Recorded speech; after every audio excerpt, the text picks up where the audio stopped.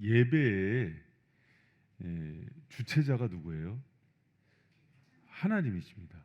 그래서 여러분 우리가 예를 들어서 잘 갖춰진 세션과 찬양팀이 있고 음향 장비가 있고 너무나 아름답게 지어진 그 예배 장소가 있어도 예배가 하나님께서 받지 않으면 드려지지가 않아요.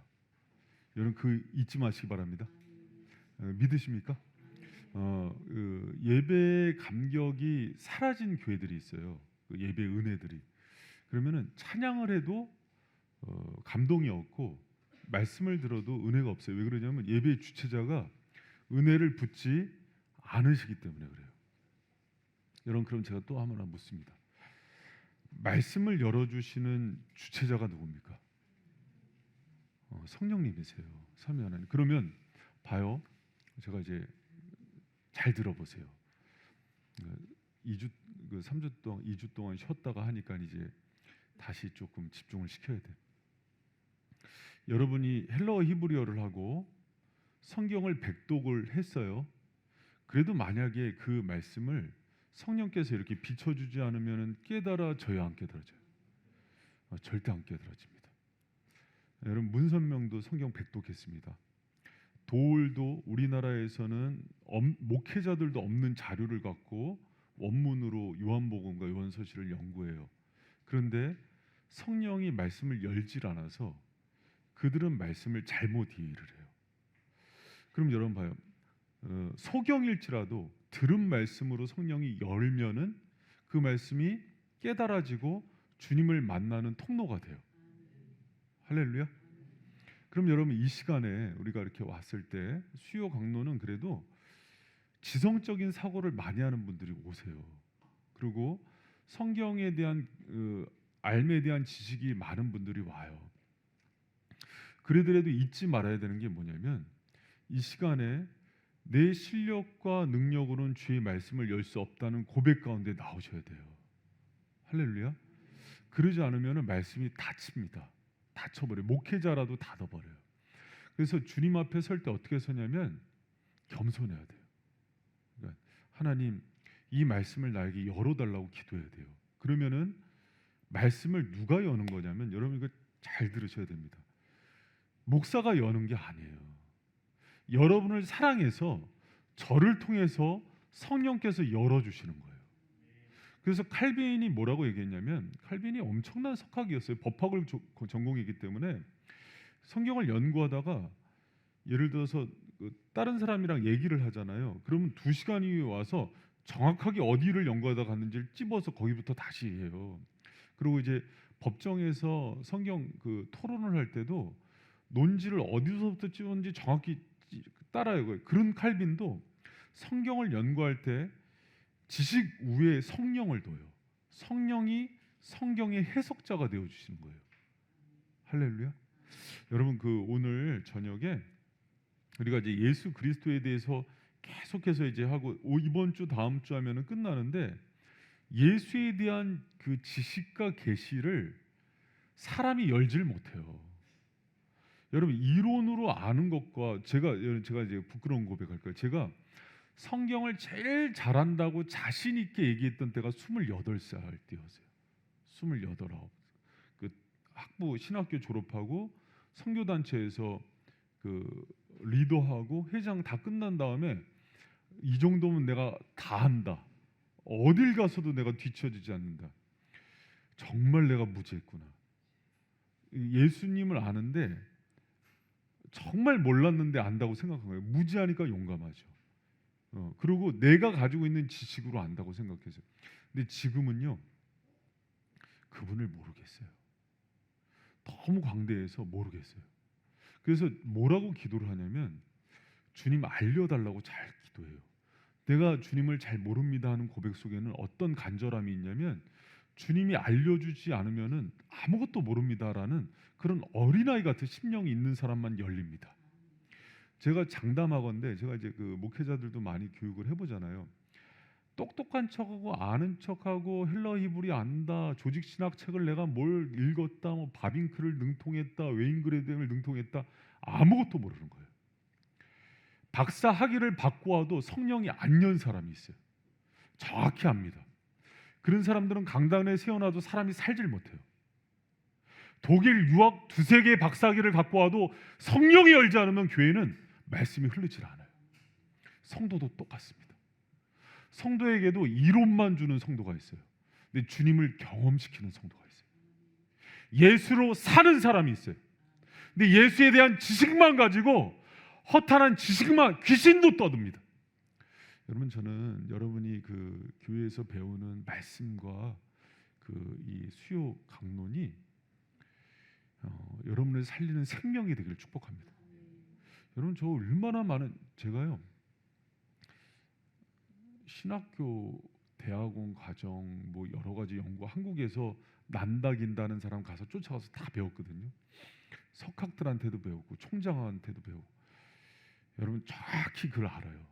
성령이 역사하는 사람과 아닌 사람과, 이론이 있는 사람과 아닌 사람과. 그러니까 이론이 있는데 성령이 쓰는 사람, 근데 이론이 없는데도 불구하고 그 입술에 하나님이 권세를 주는 사람, 다 다릅니다. 여러분, 그게 우리가 가지고 있는 게 아무것도 아니에요.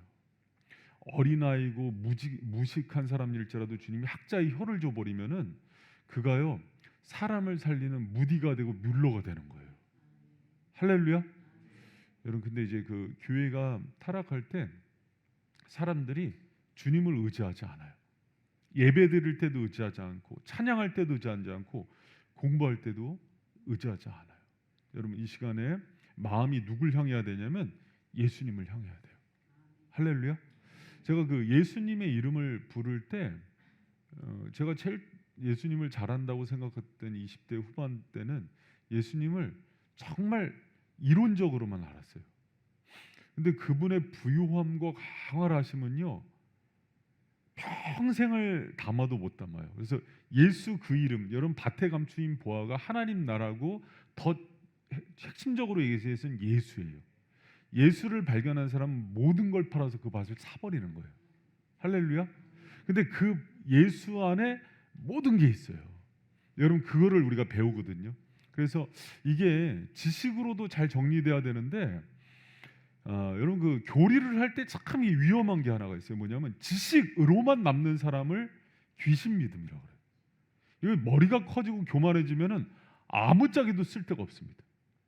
특히 이제 예를 들어서 목회자 신학생들 해갖고 교리적 지식적으로만 배우면은요 나중에 성령이 역사하지 못해요.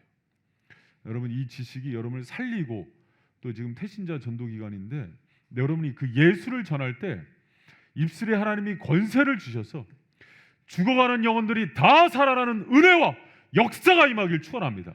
할렐루야. 여러분, 예수의 생명인 거예요. 이 지식은 주님이 대학 강단에서도 주시지 않아요. 뭐 한 타임의 강의에 1,000만 원짜리 강의도 있더라고요. 리더십. 그런데 가서 예수를 배울 수가 없는 거예요. 예수는 주님이 당신의 사랑하는 백성에게, 교회에게만 계시해 주는 거예요. 할렐루야. 여러분, 그게 굉장히 축복된 자리예요. 그래서 저는 요새 되게 이제 행복한 게 예수 얘기만 나오면 막 지진이 일어나는 것 같아요. 심장에. 그 행복과 기쁨, 그 생명, 그것이 능력이 돼서 오늘 예수의 말씀을 듣는 저와 여러분의 가정과 직장과 삶을 다시 일으키는 은혜가 되길 축원합니다. 할렐루야. 여러분, 그 오늘 또 이제 제가 이렇게 요리문답하면서 계속 이제 예수 얘기하고 다음 주까지 예수 얘기한 다음에 성령 얘기로 넘어갈 거거든요. 잘 들으세요. 성령론은 기독론, 예수론을 모르는 성령론은 귀신론이에요. 그 성령이 아닙니다. 예수를 정확히 알아야 예수가 보내신 영인 성령을 아는 거예요. 할렐루야. 그래서 예수를 정확히 알아야 돼요. 기독교 할 때 크라이스트, 그리스도의 교를 한문으로 음차한 거잖아요. 그래서 예수교인 거예요. 그럼 제가 이제 좀 정리를 합니다. 여러분, 그 예수 그리스도 얘기할 때 제가 그 처음에 인생의 목적 얘기하고 성경론 얘기하고 삼위 하나님 얘기하고 그리고 임재론, 인간론 얘기했죠. 그 인간이 죄에서 벗어날 수 있는 유일한 구속자 23원에서 나옵니다. 누구예요? 예수 그리스도. 그래서 구속자는 예수 그리스도인데, 구속자, 인간을 구원할 구속자의 조건이 있단 말이에요. 세 가지 직분을 완성해야 돼요. 그게 뭐다? 제사장, 선지자, 왕. 여러분, 우리 아버지의 직분이에요. 알아야죠. 그래서 선지자, 제사장, 왕의 직분이에요. 이 삼중직은 누구도 한 사람이 완성한 사람이 없어요. 다윗은 왕이었지만 선지자는 아니에요. 사무엘은 선지자지만 왕은 아닌 거예요. 사무엘은 여러분 그 엘리는 제사장이지만은 왕과 선지자는 할 수 없는 거예요. 그러나 이 삼중직을 가장 완전하게 한 분은 오직 예수 그리스도예요. 그분이 제사장이기 때문에 우리의 모든 것들을 우리를 대표해서 하나님께 나아가요. 그래서 예수님 때문에 그분이 대제사장이기 때문에 우리의 기도를 들어주시는 거예요. 할렐루야. 너무 다행이죠. 그분이 우리를 위해서 신원해 주시고 대신 대표해서 얘기해 주니까. 그분이 선지자이기 때문에 하나님의 말씀을 가장 잘 우리에게 전해 주시는 거예요. 그분이 왕이기 때문에 우리 인생을 다스리고 통치해 주시는 겁니다. 할렐루야. 여러분, 그래서 그리스도가 삼중직 뭐예요? 우리의 선지자, 제사장, 왕이다. 그런데 23문에서 배웠어요. 여러분, 그 소율이 문답서는 특징이 있는데 뭐냐면 항상 처음에 전체 이렇게 그림을 그려줘요. 그러고 나서 하나씩 얘기해요. 성령론도 그렇게 할 겁니다. 그래서 그 기독론 구속자에 대해서 얘기할 때 23문에 이 그림을 그려줘요. 그래서 여러분 나중에 보면 더 이해가 잘 되거든요. 그러고 나서 예수 그리스도는 이 삼중직을 두 가지 상태에서 이루신다 그래요. 그 두 가지 상태가 뭐냐면 비하, 승기 그래요. 비하는 우리말로 낮아지심이에요. 낮아지심의 상태가 있고 예수 그리스도는 이 삼중직을 행하실 때 높아지심의 상태에서 이것을 이루시는 분이에요. 그래서 낮아짐과 높아진 것을 비하와 승기라 그럽니다. 따릅니다. 비하와 승기. 비하와 승기. 그래서 여러분 그 우리 많이 들었죠. No cross, no crown. 그래서 십자가 없는 영광은 없다. 그래서 예수 그리스도께서는 철저하게 낮아지시고 십자가 지시고 죽으시고 장사까지 낮아지세요. 그러고 나서 다시 그 낮아지신 주님을 하나님께서 높여주세요. 예수 그리스도는 이 두 가지 상태를 이루시는데 여러분 생각해봐요. 그분이 왜 이렇게 낮아질까요? 우리를 살리기 위해서예요. 그래서 예수 그리스도의 낮아짐의 사역은 우리를 위한 사역이고 우리를 살리기 위한 예수 그리스도의 핵심 사역이에요.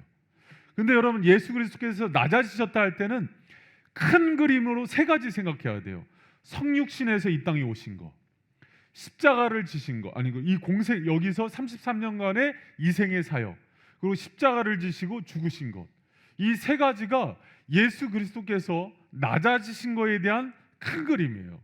여러분 예수님은요 이 땅에서 아주 비천하고 낮고 천하고 우리가 생각할 수 없는 정도의 고생과 말로 할 수 없는 그런 그 어려움을 당하셨어요. 여러분 봐요.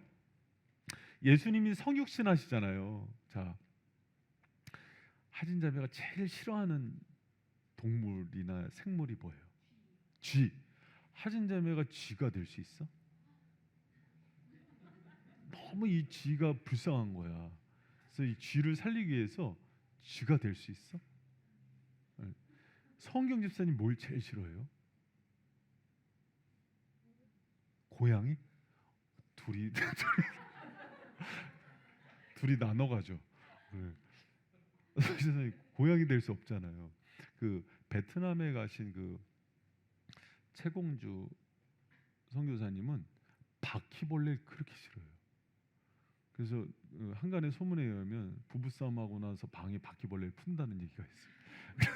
그러면 이제 바퀴벌레 잡으러 들어가서 화해하고 이제 그렇게 한다 그러는데 여러분 만약에 정말 이 비천한 바퀴벌레가 우리가 된다 그러더라도 창조주가 피조물이 되는 것과 피조물 안에서 피조물로의 위치 이동은 비교가 안 돼요. 여러분 하나님은 어떤 분이에요? 창조주세요. 창조주가 인간이 된 것과 피조물이 된 거는 비교할 수가 없어요. 여러분 그 예수님께서 피조물이 될 때 그 인간의 형상을 입으셨을 때요, 여러분 그 생각해 보셨어요? 원래 가지고 있는 영광과 존귀가 있어요, 그분이. 근데 그것을 누가 정확히 알았을까요? 천사들은 정확히 알고 있어요. 그분이 얼마나 높고 존귀한 분인지. 그분을 여러분 그 시내산에 보면은 모세가 하나님을 정면으로 보질 못해요. 그래서 지나가는 등을 보여달라 그러거든요. 여러분 예수 그리스도의 위엄과 영광과 존귀와 그 빛난 그 찬란함을 만약에 한 천상에서 본 사람이 있다면 그분이 이 땅 가운데 온 것을 보고 깜짝 놀랐을 거예요. 만약에 오늘이나 내일 대통령이 온다고 쳐요. 여기 요즘 대통령이 인기가 없어서 감동이 없어. 뭐 바이든도 인기가 없어. 시진핑도 뭐 하여튼간 대통령이 온다고 칩시다. 만약에 여기 오면은 막 얼마나 의전을 많이 해요. 막 비서관들도 오고. 근데 그 사람이 오는 것만으로도 굉장히 영광이 크죠. 그런데 하나님이 육신을 입고 땅에 온 걸 보고 여러분 이런 쪼크를 해요. 천사들이 다 기절했대요. 놀라서. 그런데 우리는 예수 그리스도를 너무 친근하게만 여겨요. 왕이시고 창조주시고 우리의 영광받기에 합당하신 그분이 우리를 살리기 위해서 이 땅에 친히 육신을 입고 내려온 사건은요, 그게 너무 질투가 나서, 우리에 대한 사랑이 너무 질투가 나서 천사가 타락했다는 거예요. 그 정도로 우리를 사랑하십니다. 그렇게 여러분 그분이 우리를 살리려면 어떻게 해야 되냐면, 만약에 지하 2층에서 불이 났어요. 거기 지하 2층에 내 자녀가 있는데 불이 나면 부모는 어떻게 합니까? 2층으로 살리려면 어떻게 해야 돼요? 들어가는 거예요. 지금 여러분 지하 3층, 4층, 5층 할 것 없이 지금 우리를 살리려면 예수님이 어디까지 내려와야 되냐면 우리가 떨어진 데까지 내려오는 거예요. 그게 비하예요. 낮아지심. 그래서 낮아지심의 핵심은 뭐냐면, 우리가 지금 타락해서 다 떨어진 거잖아요. 지하에서 불에 가는데 죽어가는데 이 사랑하는 자녀를 살리려고 그 불구덩이로 들어간 거예요. 그게 낮아지심이에요. 여러분 예수님께서 그 낮아지신 가운데 우리를 살리기 위해서 이렇게 내려오신 거예요. 여러분 예전에 제가 봤던 영화 중에 어렸을 때 토요 주말의 명함은 로마의 휴일, 오드리 헵번 나오는 영화가 있어요. 그럼 한 나라의 공주가 이렇게 로마에 와서 이렇게 기자 누구예요? 그레고리 배 우리 장로님 잘생겼잖아요. 장로님 닮은 젠틀하고. 그래서 공주지만은 막 이렇게 서민들 삶을 보면서 막 그래 재미있게 다니고 그러지만은 막 처음 경험하는 거잖아요. 그런데 나중에 이 여인이 공주라는 걸 알고 기자가 깜짝 놀라잖아요. 그럼 왕자와 거지도 같은 얘기예요. 왕이었는데 거지 신분으로 되는데 나중에 여기서 이 떨어져 본 낙차를 알아야 이 떨어진 게 어느 정도인지를 실감을 하거든요. 여러분 사람도 예를 들어서 잘 살다가 어렵게 된 사람들은 그 비천함에 대한 그 아픔을 알아요. 근데 우리가 예수 그리스도께서 성육신 하신 게 얼마나 자신을 낮추시고 겸손케 한 거를 느끼질 못하는 게 뭐냐면, 우리가 거기를 올라가 보지 못했기 때문이에요. 여러분 예전에 미국에서 이민교회 목회를 하시는 분들이, 미국에 오는 사람들은 신분 뭐 했는지 묻지 말아라. 왜 그러냐면 이제 한국에서 범죄자들도 오고 또 뭐 국회의원 낙선하면은 도망치는 데가 미국이래요. 그럼 가갖고 신분을 숨기고 슈퍼 일을 하거나 세탁소 일을 해요. 그럼 예를 들어서 국회의원 뭐 2선 3선을 했어요. 그래도 이제 정치할 때는 돈이 많이 들으니까 떨어져서 미국을 갔다고 쳐요. 그러면은 거기서 오는 신분의 추락에 대한 크기를 느낄까요? 못 느낄까요? 크게 느끼죠. 잘 살고 기사 딸린 차 타고 다니고 정말 호의호식 사는 사람들이 떨어져서 월세방에서 사골세에서 살면은 그 충격은 커요. 그런데 정말 전능하신 하나님이 비천한 인간, 사람이 바퀴벌레가 되는 정도하고 비교도 안 될 정도로 떨어지셔서 우리를 살리기 위해서 오신 게 성육신이란 말이에요. 그게 낮아지심이에요, 여러분. 근데 여러분 낮아지실 때도 잘 들어보세요. 낮아지실 때도 왕이신 하나님이 땅에 왔으니까 뭐 잘 사는 나라, 뭐 당시 로마가 제일 강대국이니까 로마의 왕으로 오거나, 아니면 높은 고관의 지위로 오면 좋은데 어디로 옵니까? 식민지였던 이스라엘로 와요. 그리고 그 이스라엘 가운데서도 가장 가난한 요셉과 마리아 집안으로 옵니다. 여러분 당시 요셉과 마리아가 얼마나 가난했냐면 애들을 낳으면은 8일 만에 원래 양을 바쳐요. 근데 바칠 게 없어서 비둘기를 바쳤던 집안이에요. 그리고 여러분 가장 베들레헴에서 여러분 출산을 할 때 어디로 오십니까 예수님이? 여관 옆에 사람은 여관으로 들어가고 사람이 타고 온 낙이나 말은 그 옆에 있는 그 말구유로 넣는 거예요. 그러니까 지금으로 얘기하면 여관 주차장이에요. 여관 주차장으로 들어가서 거기서 애를 낳는데 강보에 쌓여서 말 밥통, 말 염을 통해서 예수님이 나요. 사람이 사람으로서는 가장 낮은 곳에 창조주가 인간이 돼서 온 것도 비참한데 사람 중에서는 가장 비참한 모습으로 오는 거예요. 가장 낮고 천한 민족, 그 중에서도 가장 가난한 나라, 사람. 그리고 여러분 어디서 태어나요? 말구육에서. 하람 형제가 그 주위에서 본 사람 중에 가장 이 사람은 고생스럽고 비참하다는 사람이 누구예요? 민우?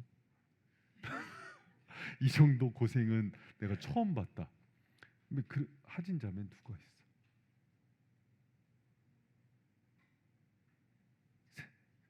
나? 누가 있을 거 아니에요. 김현순 권사님 그 생각 딱 나는 사람 있으세요? 폐지준 할머니 그 아시는 분이 있으시구나.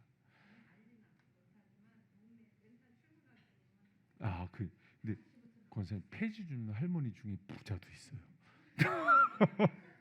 옛날에 의정부에서 저기 중앙로에서 거지가 있었거든요. 알고 봤더니 집이 두 채야. 그런 사람도 있어요. 근데 이제 인생을 가까이서 봤을 때 정말 이 고생도 그런 고생을 한 사람이 없을 정도의 힘든 고생을 했는데 예수 그리스도께서 이 땅 가운데서 사는 비아의 삶 자체가 그런 삶이라고 생각하시면 돼요. 여러분 예수 그리스도께서 자기를 낮춘 삶을 정확히 알아야 그분께서 행하시는 영광과 존귀의 일이 우리의 것이 되는 거예요. 그래서 주님이 영광의 은혜를 반드시 주는데 뭘 통과해서 주시냐면은 낮아짐과 십자가를 통해서 주세요. 그리고 그 길을 제자들이 자신의 삶 가운데 따라오는 것들을 기뻐하세요. 여러분 그 예수님께서 그 비참한 그 삶을 사는 것을 보면은요, 그 나눠드린 거 오늘 좀 분량이 많은데 한번 봐보세요. 4페이지에 보면은 예수님이 태어나심과 천한 신분으로 이게 다 비아에 대한 얘기예요. 천한 신분으로 태어났다 그랬죠. 그런데 그 5페이지에 보면은 제가 이렇게 써놨습니다. 우리 하진 자매 거기 한번 크게 한번 읽어줘봐. 그리스도는 5페이지.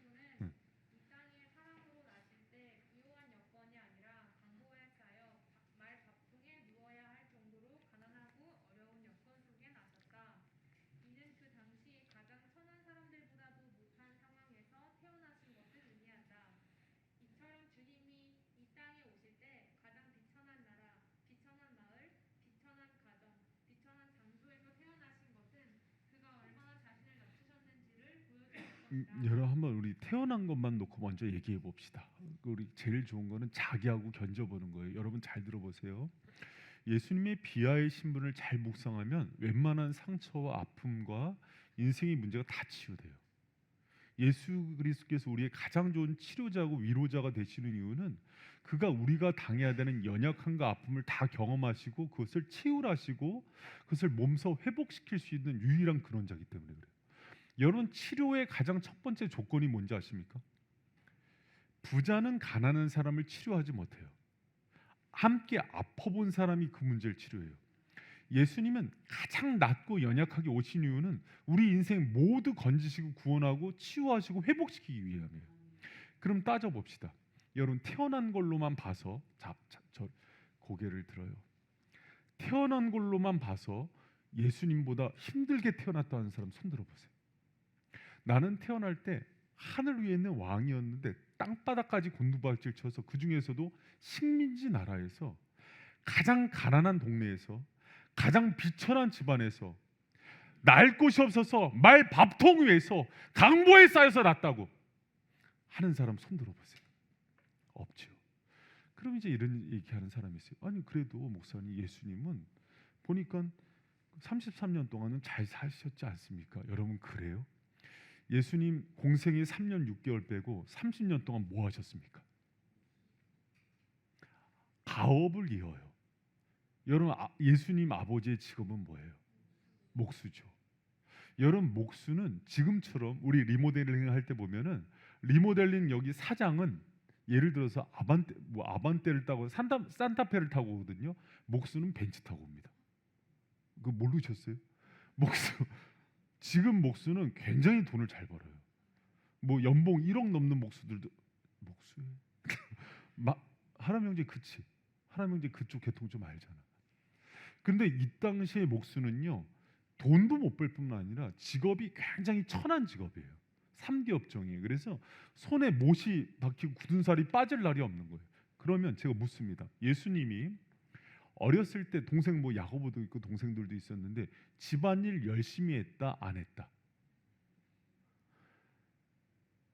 내가 하나님인데 어디 하면서 안 했다? 아니면 열심히 했다? 효자였습니다. 효자였어요. 그 외경이나 이런 데도 예수님의 그 일대기가 나오는데 굉장히 열심히 했어요. 그럼 예수님이 교육을 많이 받았다 못 받았다? 못 받았어요. 잘 먹었다 못 먹었다? 못 먹었어요. 여러분 양 한 마리 그래도 자식이 태어나면 100일을 하고 돌잔치를 하면 떡이라도 돌려야 되는데 돌릴 게 없어서 깡냉이 돌렸다는 얘기예요. 그게 예수님의 삶이었어요. 여러분 그렇게 예수님이 어렵게 살았는데 이게 여러분 봐요. 자라난 배경이 또 어디였습니까? 잘 들어보세요. 여러분 예수님을 우리가 알 때 좀 꼼꼼히 알아봐요. 어디서 여러분 베들레헴에서 태어나서 어디서 자라요?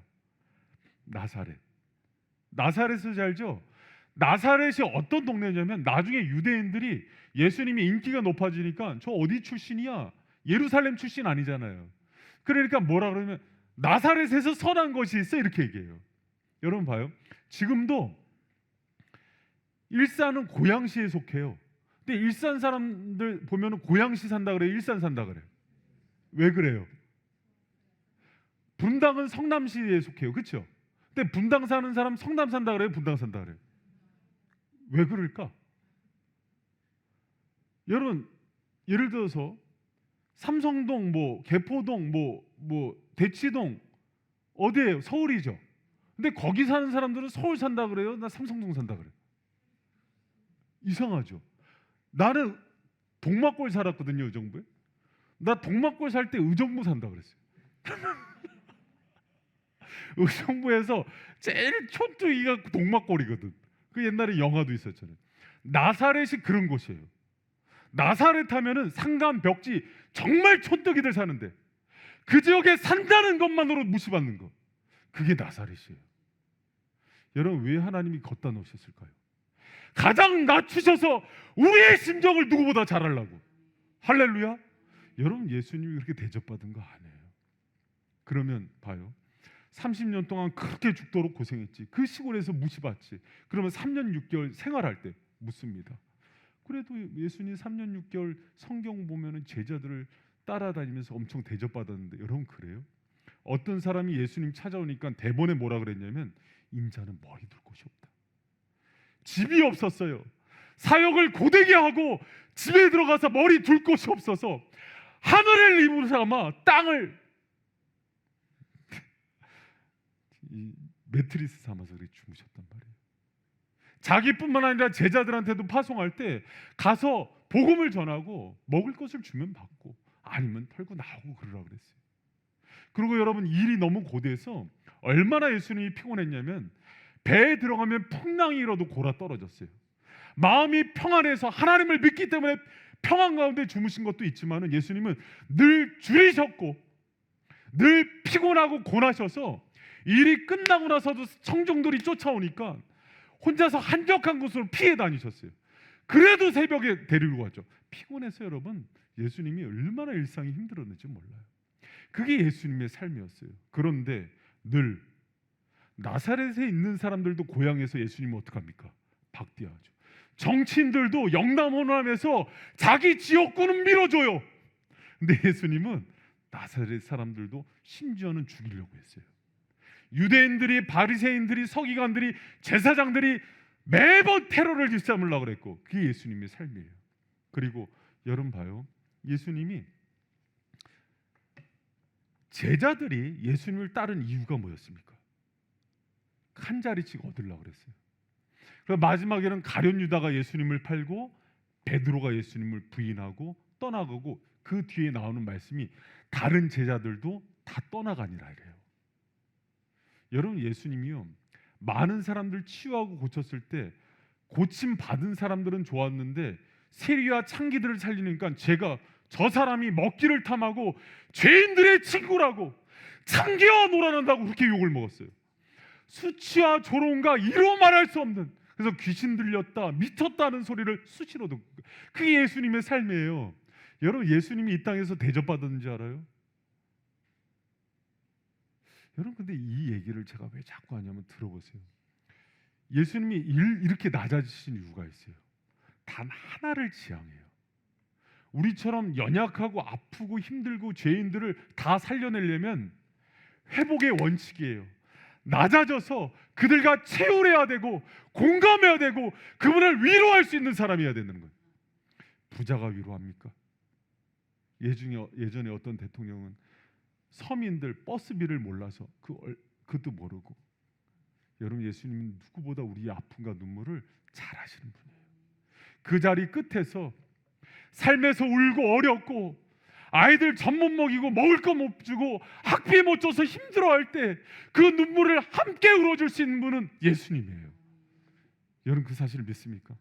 여러분, 왜 예수님을 하면은 봐요, 예수님 앞에 나오면, 여러분 아까 찬양할 때 그러지 않았어요? 예수 이름을 찬양하는데 사람은 본성이 악하고 이기적이에요. 자기가 높아지거나 아이들이 높아지거나 이름이 나는 걸 기뻐하지 다른 사람 높아지는 거 기쁘지 않아요. 그런데 우리는 그 예수 이름에 무릎을 꿇어요. 그분이 우리를 위해서 바닥까지 내려서 낮아지셔서 우리를 전부 살리기 때문에 그 이름만 들어도 위로가 되는 거예요. 할렐루야. 예수 이름에 생명이 있고 그 이름에 힘이 있고 위로가 있는 거예요. 여러분, 그래서 그 이름만 들으면은 여러분, 자살을 하려던 사람 다시 힘을 잃고 일어나고, 집안이 풍비박산이 나고 대학에 떨어지고 직장에서 쫓겨나도 그 이름이 다시 우리를 살리는 거예요. 왜? 그분이 나를 살리려고 바닥까지 떨어져서 우리를 붙드시기 때문에. 그게 생명의 원리예요. 여러분, 예수님이 높은 보좌 위에서 그래 내가 너희들 다스린다 이렇게 오신 왕이 아니에요. 그래서 기독교의 리더십은 처음부터 마샬이라는 그 히브리어 원리는 바닥으로 내려가서 그 사람을 들어 올린다는 개념이 있어요. 여러분, 예수가 생명이고 그분의 낮아지심으로 우리가 산다는 것을 기억하는 저와 여러분 되시기를 축원합니다. 할렐루야. 여러분, 근데 이게 사실은 낮아짐의 절정은 이게 아니에요. 낮아짐의 절정은 십자가인 거예요. 근데 우리가 그 낮아짐 할 때 성육신이나 예수님이 이 땅에서의 공생애를 깊이 묵상할 필요가 있어요. 왜? 그분이 우리가 당하는 의식주의 문제, 집이 없어서 고난받는 문제, 질병 때문에 고통받는 거, 무시받는 거, 예수님은 평생을 다니는 곳마다 무시를 받았고 생명의 위협을 받았고 업신여김을 받았다고요. 신분 때문에, 직업 때문에, 출신 지역 때문에, 나사렛이란 사람 그것 때문에 그 유대인들이 인정하지 않은 거예요. 예루살렘 출신이 아니니까. 근데 예수님의 낮아짐의 극치는 십자가입니다. 십자가예요. 그래서 우리가 십자가를 볼 때마다, 십자가에 달리신 그리스도를 생각할 때마다 우리의 심령이 회복되는 이유는 우리를 살리기 위해서 그분이 자신의 생명을 내어준 곳이 십자가이기 때문이에요. 그래서 여러분, 낮아짐, 비하의 절정은 십자가인 거예요. 여러분들, 우리가 좀 십자가에 대해서 조금 알 필요가 있어요. 뭐냐면, 여러분, 십자가는 사람이 고안해낸 고대인들이 고안해낸 가장 잔인하고 끔찍하고 고통스러운 형벌이래요. 그래서 로마 사람들도 너무 잔인해서 자국민들한테는 이 형벌을 안 줬어요. 식민지 사람들이나 내란죄가 있는 사람들에게만 이 형벌을 적용했습니다. 여러분, 예수님 옆에 좌우에 있던 강도들 있잖아요. 그냥 그 사람들 죽인 그런 강도가 아니에요. 반란죄예요. 그냥 강도는 그렇게 안 죽였어요. 그러니까 국가에 대한 반역 반란을 일으킨 죄이기 때문에 간첩들이에요. 그래서 그렇게 죽인 거예요. 근데 여러분 봐요.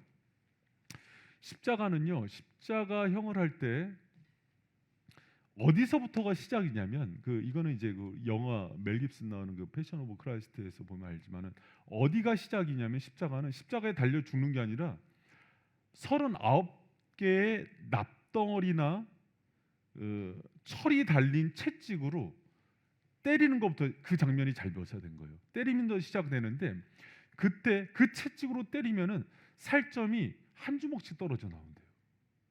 그래서 나중에는 형체를 못 알아볼 정도로 뼛속이 다 보일 정도로 온몸을 짓이겨놔요. 일단은 그러고 나서 십자가 종목을 들려서 가는데 최하 80kg로 잡는데요. 그리고 많이 횡목을 합친 무게를 250kg로 잡아요. 그거를 온몸이 만신창이가 된 상태에서 등에 까끌까끌한 그 나무를 놓고 비아돌로사라는 그 계곡 이렇게 길을 가게 하거든요. 그러면 일부러 막 이렇게 돌아가게 만들면서 넘어지고 만신창이가 돼요. 그때 이미 막 뼈와 살과 이런 데 만신창이가 되는 겁니다. 그러면 골고다 언덕에 오잖아요. 눕혀놓고 새로 여러분 그 매달려 있는데 못이 그걸 지탱하려면 뼈와 살을 뚫고서 들어가야 돼요. 두꺼운 못이 뼈와 살을 뚫고 들어가서 그 상태로 나무를 올립니다. 그러면은 숨을 쉴 때마다 끌어올려야 되거든요. 이게 그러면 온몸이 불 붙는 것 같은 그 찢어지는 고통, 실제로 찢어져서 다시 여기다가 못을 2개씩 받고 이런 경우도 많대요. 그 고통 가운데 다른 듯한 고통 가운데 몸에 물과 피가 다 빠져나가요. 그럼 그걸 확인하려고 창을 찌르는 거예요. 그게 여러분 십자가의 고통은 봐요. 두혁이는 어떻게 죽고 싶어? 여러분 우린 다 죽을 거예요. 그래서 지혜자면 어떻게 죽고 싶어? 자다, 그치? 다 사람들이 꿈꾸는 게 자다가 안락하게 죽는 거예요. 여러분 저도 이제 지금 생각해도 가장 아름답게 돌아가신 분이 이렇게 그날 철야였어요. 은혜 받고 권사님 되게 유쾌하셨어요. 하이파이브하고 가셨는데 그 다음날 소천하셨어요. 머리가 허했는데 저는 그 장례식장 갔는데 왜 이렇게 은혜가 되더라고요. 여러분 그렇게 아름답게 하늘나라 가시길 축복합니다. 여러분 죽음은 예수 그리스도께서 십자가의 죽음으로 죽음을 이기셨기 때문에 우리가 죽음의 재앙과 그 진노를 예수님이 다 받으신 거예요. 그래서 죽음은 하늘나라로 가는 문이에요. 그래서 여러분 신앙이 들어갔을 때 성숙할 때 어떤 관점이 바뀌냐면 죽음에 대한 관점이 바뀝니다. 그래서 죽음이 두려움의 대상이 되지 않아요. 죽어야 부활해요. 할렐루야. 우리 육신은 잠시 무덤에서 쉬지만 영혼은 영원한 하늘나라에 들어가는 거예요. 그리고 예수님 만나서 이 땅에 있는 모든 고난, 눈물, 아픔이 이제 없어요. 돈 많이 벌어도 힘들죠. 고사님이 내라고. 돈이 많이 있어도 힘들고, 미모가 출중해도 힘들고, 그렇지 않냐면 공부를 많이 해도 힘들고, 다 피곤한 거예요, 여러분. 그러나 영원히 고통도 눈물도 없는 사자 어린아이가 뛰놀고 어린애가 독소에 굴에 손을 넣어도 물지 않는 그런 영원한 하늘나라를 지향하는데 그걸 꿈꿔요. 그래서 뭐만 고민하냐면 저도 아프지 않게 죽고 싶다. 그게 편안하게. 내일이라도 눈 감고 하늘나라 가는데 장사모가 죽인다 그래갖고 애들 다 키우고 죽이라 그래. 죽이라 그러겠어요. 저 여인네가 입술로 그런 뉘앙스로 얘기했던 거지. 애들은 다 키우고 가시오. 그래서 이제 어떻게든 건강 관리를 잘해야 되는데 여러분 저도 병 걸려서 오래 고통받으면서 죽는 건 싫어요. 그러나 이때 당시에 그 고통스럽게 죽이는 것 중에 하나가 화형. 그래서 여러분 몸에다 기름을 넣고서 예수님 믿는 사람들 그렇게도 죽였어요. 근데 화형이 여러분 너무 고통스러워요. 서서히 타들어가면서 죽기 때문에 그 거열이라고 해서 사지를 묶어서 말을 동서남북으로 뛰게 해요. 찢어 죽여요. 근데 그것보다도 고통스러운 게 십자가예요. 왜? 그것은 순간 찢어 죽으니까. 근데 십자가형은 짧아야 예수님 6시간, 길면은 3일, 일주일까지도 날마다 그냥 타는 듯한 고통에 죽어. 그래서 나중에는 눈이 피가 터져요. 너무 고통스러워서 막 혀를 깨뭅니다. 그래서 입에다가 그거를 해용을 묶어놓는 거예요. 여러분, 왜 제가 십자가의 고통을 얘기하냐면 그런 고통을 당하고 죽어요. 그리고 신명기 23장 32장 23절, 나무에 달린 자마다 하나님의 저주를 받는 자니. 십자가의 고통은 너무 치욕스러운 게 뭐냐면, 이 고통을 내 가족이, 어머니가, 제자들이 보는 앞에서 당하면 안 되는데, 그 고통스러워하고 씨름하는 모든 모습을 사람들한테 관람을 시켜요. 그리고 옷을 다 벗깁니다. 여러분, 성화를 보면 예수님이 팬티 걸치고 나오시죠? 팬티는 군병들이 나눠 가져요. 겉옷과. 그래서 여러분, 이 십자가형은요, 사실은 육체적인 고통도 너무 극심한데 정신적으로도 사람을 미치게 만들어요. 밑에서 조롱합니다. 유대인의 왕이요, 네가 왕이거든, 하나님이거든, 내려와서 이들을 쳐버려라. 조롱하고. 여러분, 그게 십자가의 고통이에요. 그런데 사실은 육체적인 정신적인 고통보다 가장 큰 고통이 있어요. 뭐냐면 십자가에서 하나님께서 우리의 모든 죄악들을 예수님께 그 진노를 쏟아붓는 자리예요.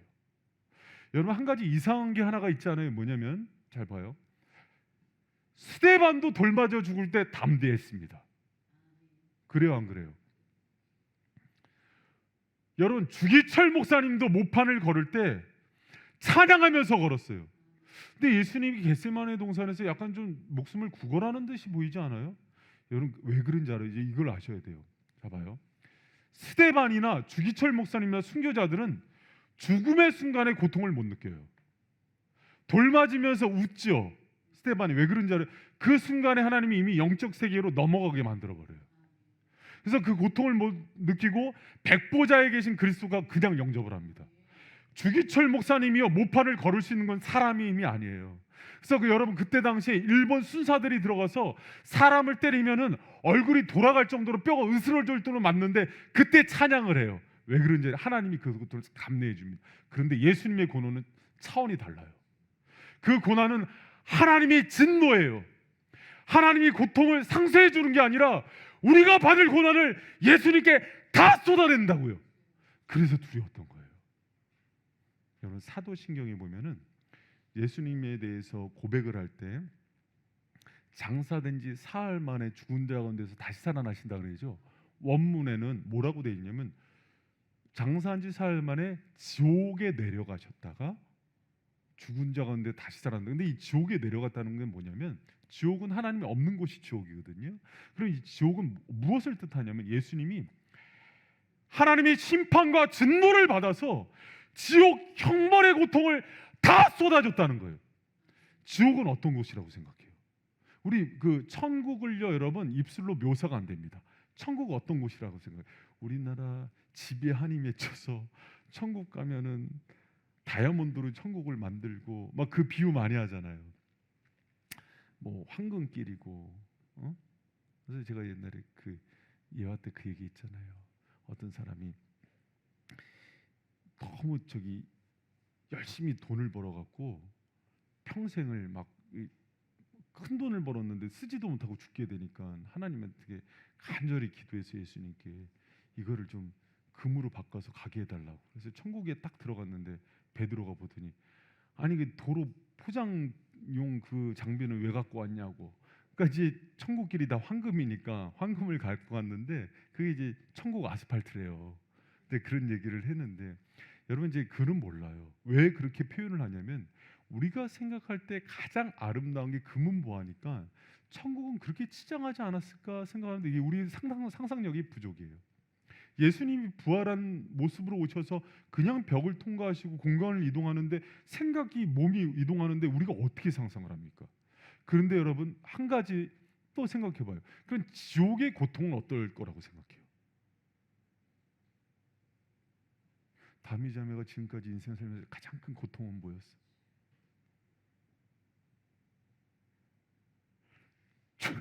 주옥전설이 가장 큰 고통은 뭐였습니까? 여러분, 비교도 안 되죠.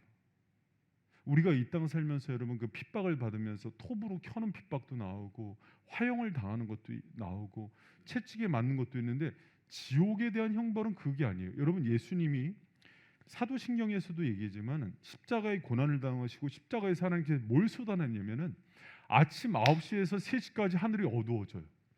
하나님이 진노를 쏟는데 예수님께 나와 여기 있는 모든 사람들이 당할 모든 지옥의 형벌을 쏟아냈는데 그 예수님이 그걸 알았기 때문에 겟세마네 동산에서 그렇게 땀이 핏방울이 되도록 하나님께 기도했던 거예요. 하나님, 할 수만 있다면 이 잔을 내게서 옮겨달라고. 여러분, 그 고통은요, 우리 보통 천국 얘기할 그 지옥 얘기할 때 그래요. 유황불에서 막 이렇게 팝콘처럼 이렇게 팍팍 튀겨 나가는데 가만 보니까 사람이 튀는 거라고. 응? 뭐 어떻게 얘기를 하면 좋을까? 뱀이 눈으로 들어갔다, 코로 들어갔다, 뱃속으로 나왔다. 뭐 얼마나 고통스럽겠어요. 그 저기 어떤 목사님 쪼크로 그러더라고. 저옥에 갔는데 이렇게 선택하는 게 있더래. 근데 보니까는 여기는 유황불, 여기는 톱으로 켜는 거, 여기는 뱀감, 오가 바퀴벌레. 근데 저쪽에 보니까는 똥통인데 그 사람들이 그 곁에서 이렇게 똥통 주위에서 이렇게 쭉 앉아 있더래요. 그래서 그럼 난 이제 똥통 있는 데로 가겠다고. 그랬더니 10분간 휴식 끝, 100년 입수. 그래서 100년 동안 들어가서 있어야 된다. 그러니까 지옥에 대한 형벌을 여러분 어떻게 표현하면 좋을지 모르겠어요. 그러니까 사람이 천국을 상상하지 못하는 것 이상으로 지옥을 상상하지 못합니다. 그런데 그 모든 고통을 예수님께 쏟아내는 거예요. 그러나 예수님이 더 고통스러웠던 건 뭐냐면 엘리 엘리 라마 사박다니, 나의 하나님 나의 하나님 어찌하여 나를 버리냐고.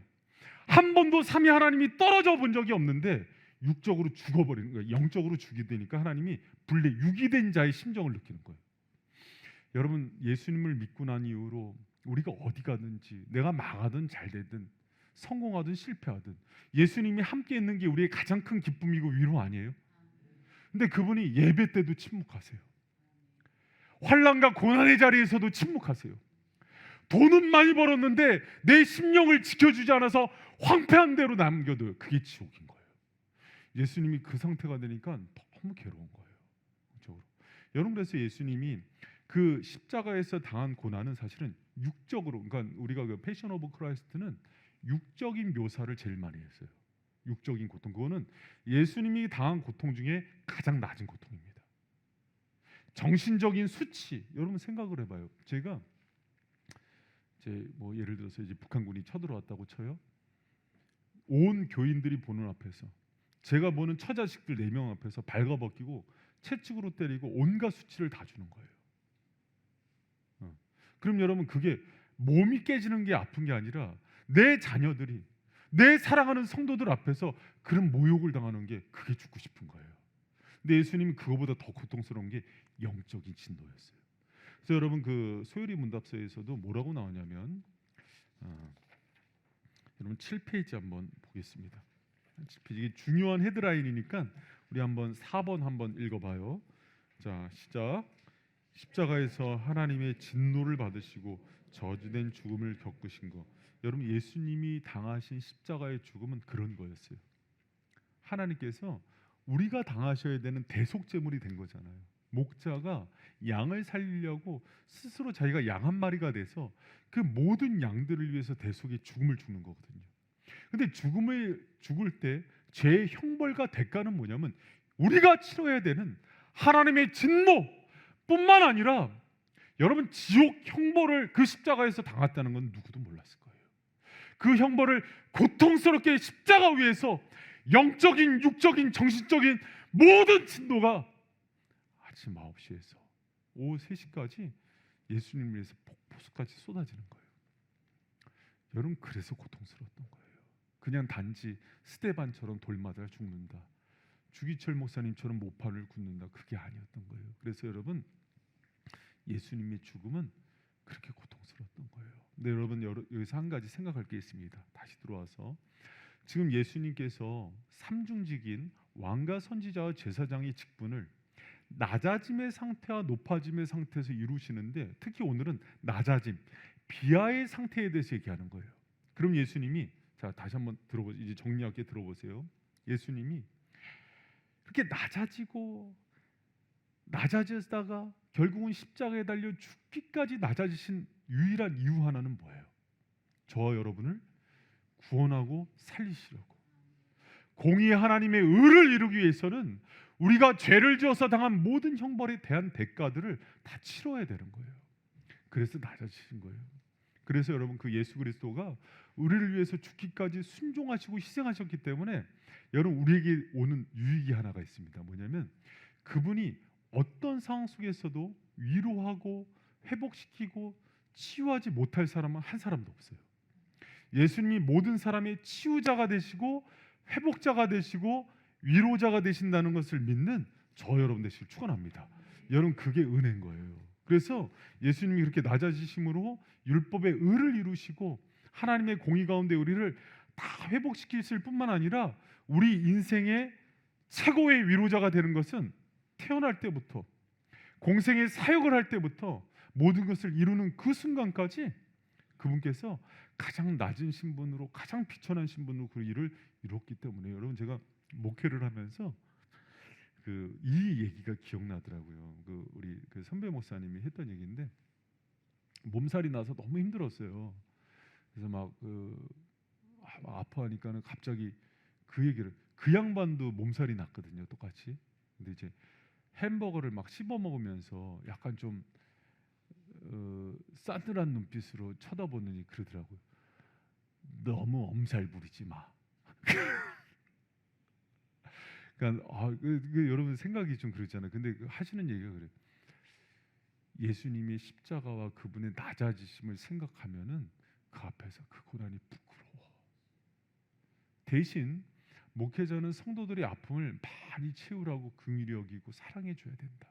그러나 그 아픔 속에서 너무 엄살 부리지 마 그러더라고요. 근데 그때는 되게 서운했어요. 제가 되게 젊을 때였는데 좀 위로해 주면 안 되나. 근데 두고 그 말이 생각이 나요.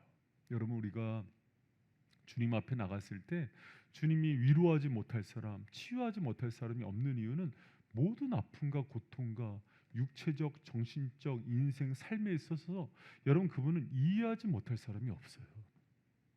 아, 주님이 이 정도까지도 아실까? 여러분, 그거보다 더 바닥도 아시는 분이 우리 예수님이세요.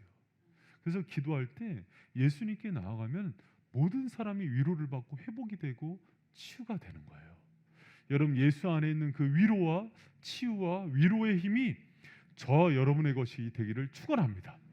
여러분, 그리고 또 하나 중요한 게 있습니다. 뭐냐면 여러분 봐요. 사람이 죄를 지면은 고난을 당하잖아요. 그래서 죄 진 것 때문에 죄의 대가를 치르고, 예를 들어서 뭐 알코올 중독에 걸렸다. 그럼 그것 때문에 간이 안 좋아져서 뭐 간 이식도 받고, 이게 다 고난이거든요. 도박을 해갖고 예를 들어서 돈을 다 날렸다. 그럼 도박비 때문에 집이 어려워졌다. 이게 고난이에요. 그런데 예수님이 낮아지신 고난은 죄 때문에 그런 게 아니에요. 그럼 뭐 때문에 그런 거예요? 우리를 살리기 위해서예요. 여러분, 여러분이 신앙생활을 할 때 주님의 제자로 언제 인정을 받냐면 나의 유익을 위해서 고난을 많이 받죠. 예를 들면은 좋은 대학에 가고 싶어, 취업을 하고 싶어, 그런 취준상이 돼서 열심히 늦게까지 잠 안 자고 고난을 받아요. 운동하면서 건강해지려고 땀 흘리는 것도 고난이에요. 그럼 자기 유익을 위해서거든요. 근데 예수님의 낮아지심과 고난의 특징이 있어요. 그거는 우리를 살리기 위해서예요. 제자들의 특징이 있답니다. 자기 유익을 위해서 희생하고 헌신하는 게 아니라 주님을 위해서, 주님의 공동체와 영혼을 살리기 위해서 희생하고 헌신하는 사람이 진정한 주님의 제자들이래요. 여러분, 그 사람들에게 이제 다음 주에 오는 그 말씀이 나오거든요. 이 비아의 신분, 비아, 낮아짐은 나를 위한 낮아짐이 아니에요. 내가 이 영혼을 살리기 위해서 낮아지는 거고. 옛날에 다미안 그 신부가 그런 얘기를 했잖아요. 나병 환자촌에서 일을 하는데 자기 소원이 뭐냐면 나병 환자처럼 되기 싶어서 진짜로 나병 세균이 들어서 나병 환자가 돼요. 그때 기뻐했다 그러잖아요. 내가 저들의 친구가 될 수 있다고. 여러분, 우리가 누군가를 살리기 위해서 낮아지는 것은 그 다음에 들어올 하나님께서 주실 축복과 영광의 마중물이 됩니다. 할렐루야. 여러분, 그 원리, 그래서 노 크로스 노 크라운이에요. 이거는 주님이 정하신 원리예요. 그래서 제자들이 나중에 이렇게 얘기합니다. 주님, 하나님 나라가 임하면은, 베드로와 그 요한이, 야고보와 요한이 오른편 왼편에 앉게 해주세요. 그러니까 예수님이 뭐라 그러냐면 십자가에 집중해라. 이것은 내가 줄 것이 아니야. 내가 마시는 잔과 십자가를 지고 마시는 사람이 이것은 다 얻는다. 여러분 동일합니다. 우리가 주님의 일을 할 때 여러분 제가 좀 거룩한 가치 하나를 얘기해 줄게요. 성숙하면은 처음에는 그래요. 예수님 통해서 얻는 거 기뻐요. 그런데 그 다음에 골로새서 말씀처럼 그리스도의 남은 고난을 채우고 내 몸에 채우고 동참하는 일에 들어가는 사람들이 사역자가 되는 거예요. 중직자가 되는 거예요. 샘지기가 되고 교사가 되는 거예요. 그런 사람들이 영혼을 살리려고 몸부림치다가 당하는 희생, 고난, 핍박을 통해서 주님이 영광 받으십니다. 그 사람들을 반드시 하나님 나라가 올 때 하나님께서 높이시고 또 이 땅 이 생에서도요 여러분 핍박을 받지만 제자들을 파송하면서 얘기한 거예요. 핍박을 받지만 축복을 100배나 받을 거다. 이게 주님이 알려주시는 원리입니다. 여러분 우리가 좀 이제는 이 낮아지심의 원리 가운데 그분께서 우리를 위해서 값없이 낮아지시고 희생하시고 우리의 유익을 위해서 죽으신 것처럼 그런 삶을 사는 저와 여러분 되시기를 축원합니다. 여러분 그렇게 가장 잘 살 수 있는 게 뭔지 알아요? 잘 들어보세요. 내가 다른 사람에게 여러분 그 신앙이라는 게 어떤 맛이 있어야 되냐면 누군가 세상 사람들이 나한테 잘해주면 고민하게 되죠. 사회생활 하는데 세상 친구나 직장인들이 나한테 잘해주면 고민이 돼요. 왜 그러냐면 이 기브 앤 테이크의 원리가 되게 정확해요. 뭔 꿍꿍이가 있지 않을까? 근데 여러분 제가 신앙생활하면서 되게 행복하고 기뻤던 게 뭐냐면 주님 안에서는 어떤 의도도 없이 서로를 섬길 수가 있어요. 근데 의도라면 내가 저 영혼이 잘 됐으면 하는 마음, 어떤 조건도 없이 그게 목적인 거예요. 이게 예수님의 낮아짐의 굉장히 중요한 원리예요. 그러니까 교회가 그 사랑이 없으면 영혼이 살질 못해요. 그러니까 내가 누구를 섬길 때 그냥 단지 그 영혼이 살아나는 거, 회복되는 거, 잘 되는 걸 목적으로 섬기고 사랑해주면 밥을 사줘도 그 밥이 보약이 돼요. 할렐루야. 그 밥을 못 먹어서 내가 체한 거야. 이게 너무나 중요한 영적인 원리예요. 예수님이 그 사랑을 보여주고 너희들도 이렇게 가서 하라 그럴 때 가장 먼저 부탁한 게 뭐냐면 복음이에요. 왜 복음이 힘이 있냐면 예수 그리스도를 전할 때 여러분 그 요번에 이제 예를 들어서 진짜 전도 때문에 하는 얘기 아니에요. 이게 오해하지 말고 내가 누군가한테 복음을 전할 때 이 예수의 이름에 있는 생명이 저 사람을 살린다는 걸 알기 때문에 낮아짐의 가장 극치가 전도와 선교라 그래요. 왜 그러냐면 예를 들어서 저하고 이제 하진 자매가 우리 직장이라 그래. 내가 사장인데 대리야. 근데 내가 이 영혼을 예수님을 만나게 하고 싶고 전도하고 싶어. 그럼 어떻게 할까요, 사장이?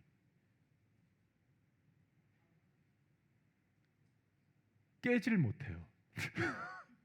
예를 들어서 좀 부족한 게 있더라도 사랑으로 감싸주게 되고 좀 못하는 게 있더라도 이해해주게 되고 왜 이 영혼을 살려야 되니까 갑과 을이 바뀌어요. 여러분 그렇지 않아요? 누군가 전도할 때 사실은 그 영혼을 얻기 위해서 내가 가지고 있는 물질, 시간 모든 걸 헌신해줘요. 그렇지 않아요? 전도를 안 해봤나? 그렇게 하는 거예요. 그래서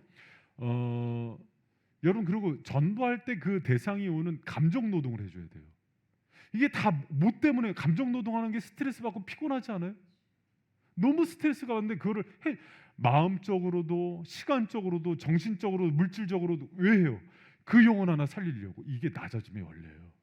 그래서 전도는 누가 하느냐면 낮아짐의 원리를 배운 사람이 하는 거예요. 그 낮아진 가운데 생명이 살고 그 십자가 가운데 이 영혼이 다시 살아나는 것을 아는 사람들이 기꺼이 십자가를 지는 겁니다. 할렐루야. 여러분 그런 사람들이 교사가 돼주는 거예요. 애들 와서 새벽부터 치닥거리 해주고 여러분 기도가 노동입니다. 막 부르짖어 기도해주고 애들 힘들면은 바람 엄청 맞죠. 약속해놓고 애들이 옵니까? 와요? 치킨만 먹고 튀지? 안 오는 거예요. 그러니까 그런데도 그게 이제 뭐냐면 내가 을이 대줌으로 저 영혼을 얻는 건데 이게 여러분 예수님의 비하 낮아짐의 원리의 핵심이에요. 예수님이 여러분 이렇게 십자가에 달려 죽으시고 성육신하시고 딱 하나예요. 만약에 이 땅 가운데 여러분이 있다면 여러분 신앙은 1대1이에요. 여러분 때문에 그렇게 하시는 거라니까요. 여러분 때문에 십자가에 달려 죽으시고 십자가에 벌거벗겨서 온갖 수치를 다 당하셔도 그 영혼 하나 살리면 족하다는 마음으로 예수님이 겟세마네 동산에 기도 끝나고 군병들 나올 때 어떻게 하냐면 제자들 앞에 있는데 앞서서 찬양하면서 가요. 내일 죽는 걸 아는데 그 찬양 속에 뭐가 있냐면 내 이름이 있는 거라고요. 여러분 그게 예수님이 낮아짐의 핵심이에요. 여러분 우리가 그 원리를 보지 못하면 낮아질 수 없어요. 사람이 다 자존심이 있고 자아가 있는데 어떻게 낮아져요? 그런데 그래서 낮아지고 겸손히 섬기고 복음을 전하는 거는 제가 이제 중급반 하면서도 뒷부분에 섬김, 사역, 전도를 놓은 거는 그 정도 성숙이 이 뒤에 이루었을 때 가능한 거예요. 여러분 저는 우리 바이센 성도들이 주님의 낮아짐을 배워서 그 이후에 오는 생명 사역에 주인공들이 되는 은혜가 있기를 축원합니다. 이 원리는요 변한 적이 없어요. 이 원리는 변한 적이 없어요. 그래서 제가 처음 얘기한 게 노 크로스, 노 크라운이에요. 아 목사님 저는 크로스 싫어요. 십자가 낮아짐 싫어요. 영광 없습니다. 생명도 없어요. 살리는 것도 없어요. 여러분 만약에 진짜면 만약에 바이셈이 다음 세대가 살고 청년들이 와서 기쁠 수 있고 다음 세대가 왔는데 막 기쁨이 있고 또 행복한 교회가 됐다면 누군간 이곳에서 죽은 거예요. 누군간 예수님의 손과 발이 돼서 자신의 모든 것들을 헌신하고 눈물로 기도하고 말없이 섬기는 누군가가 있는 거예요. 교회는 그런 것 없이 작은 천국이 될 수 없어요. 그 원리 가운데 많은 영혼들이 살아났고 선교를 보내고 많은 목회자들이 세워지고 그렇게 꼬맹이들이 자라서 교사가 되고 사모도 되고 그랬던 거예요. 할렐루야. 여러분 이게 오늘 낮아짐의 원리는 그래서 우리가 예수님이 성육신하셔서 그분의 일대기를 쭉 보세요. 그분의 일대기를 보면서 어떤 걸 보냐면 주님이 큰 위로를 주세요. 아 주님이 가신 길이 저 길이구나. 말로만 십자가의 길 하는 게 아니에요. 십자가의 길 순교자의 삶은 내 힘으로 안 돼요. 그래서 제자들도 다 도망갔잖아요. 베드로 부인하고. 그래서 여기서 이제 인정을 하는 거예요. 주님 제 실력으로는 안 됩니다. 주님 붙들어 주시고 성령 부어 주셔서 주님 가신 길 이제 저도 가길 원합니다. 할렐루야. 그래서 여러분 베드로가 언제 예수님처럼 사역을 하고 복음을 전하고 나중에는 순교자가 되냐면은 성령 세례를 받고 나서예요. 그래서 사도행전 이후에 베드로에게 성령의 강건하심이 부어지면서부터 역사가 나타나거든요. 그래서 기독론 이후에 이제 성령론으로 들어가는 거예요. 여러분 그래서 우리가 삼위 하나님에 대한 지식이 깊어지면은 우리 가운데 능력이 생겨요. 여러분 힘으로 하는 거 아니에요. 가장 잘못 배우는 게 뭐냐면 그럼 내가 이 낮아짐을 내 의지로 하겠다. 십자가의 원수가 됩니다. 예수님이 그러라고 이거 가르쳐 준 거 아닙니다. 우리 너희 힘으로는 안 된다. 내 안에 거하고 내가 부활한 이후에 보낼 성령을 받으라 그래요. 그러면 성령의 힘으로 우리가 가능해지는 거예요. 나는 죽고 예수로 살게 되는 거예요. 여러분 그래서 내 의로 뭔가를 이룬다고 생각하는 그 순간이 주님의 원수가 돼요. 우리는 할 수 없어요. 그래서 여러분 인생 가운데 계속 뭘 배우냐면 내가 깨지는 원리를 배워요. 아, 내 힘으로 안 되는구나. 나를 위해서 왜 여러분 예수님께서요 내가 안 되기 때문에 그분이 율법을 완성하시고 죄와 사망의 권세를 이기시고 그 의를 우리에게 덧입혀 주시는 거예요. 그 의를 붙들고 살아가는 게 여러분 승리의 비밀이에요. 여러분 그 은혜가 저 여러분의 것이 되길 축원합니다. 그래서 예수님이 그 사람으로 만들고 싶어서 그분이 다 이루신 거예요. 여러분 그 사람들에게는 더 이상 죄와 사망의 권세가 우리를 좌지우지하지 못해요. 죽음도 두려워하지 않아요. 뭐만 걱정이냐면 아프지 않게 죽는 거. 그것만 걱정을 해요. 그리고 그 눈 감고 열리면 새로운 세계가 열리고 그 하늘나라 기대하게 되죠. 여러분, 그래서 하늘나라를 많이 기대해야 됩니다. 그래서 이 땅 가운데 살 때는 사명을 이루고 비천에 처할 줄도 알고 존귀에 처할 줄도 알고, 예수님처럼 예수님도 여러분 잘 나갈 때는 엄청나게 인기도 있었고, 또 어려울 때는 막 사람들 뭐 핍박도 당하고, 부유할 때는 막 먹을 것도 많이 챙겨주고, 예수님 그 물질 많이 공급해주는 여인네들도 많았어요. 근데 또 없을 때는 또 배고프고 줄이져서 밀도 까먹고, 이게 그런 거예요. 그런데 그것 때문에 좌지우지되지 않아요. 여러분이 그런 인생이 되길 축복합니다. 할렐루야. 여러분, 그 비하의 원리 가운데 여러분이 예수님이 이런 길을 가신 거구나. 그리고 우리가 이 길을 가지만은 우리가 조금도 낙심하고 낭망하지 말게, 예수님이 먼저 다 가셔서 이루시고 우리 가운데 함께 동행해 줄 것을 말씀하시기 때문이에요. 그래서 여러분 승리하시고 어떤 상황 속에서도 또 주님과 함께 동행하고 승리하는 우리 바이샘 모든 성도들 되시기를 축원합니다. 할렐루야. 그럼 그 한번 쭉 읽어보면은 오늘 이제 전체적으로 비하에 대한 말씀이고, 10페이지 한번 잠깐 봐요. 그 도표로 이야기해갖고 제가 예수 그리스도의 낮아지심에 대해서 문답이, 오늘 단문을 안 읽은 게 되게 길었는데 이게 사실 6가지를 얘기하는 거예요. 예수님이 낮아지신 상태가 뭔가 할 때 6가지를 얘기합니다. 제가 1 한번 읽으세요. 1. 예수님이 성육신한 것 자체가 아주 낮아지신 거예요. 창조주가 조물주가 된 거, 사람이 지렁이가 되는 거 비교도 안 되는 낮아지십니다. 2. 이 땅에 사람으로 온 것도 낮아지신 건데, 사람의 신분 중에서도 그 좋은 나라들 중에서 하필이면 식민지 이스라엘을 택한 것은 작고 연약하기 때문이라고 얘기하셨어요. 그리고 그 나라 중에서도 가장 못 사는 목수의 집안, 너무 가난해서 머리 둘 곳 없어서 말밥통에서 태어날 수밖에 없는 그 집안. 자, 셋.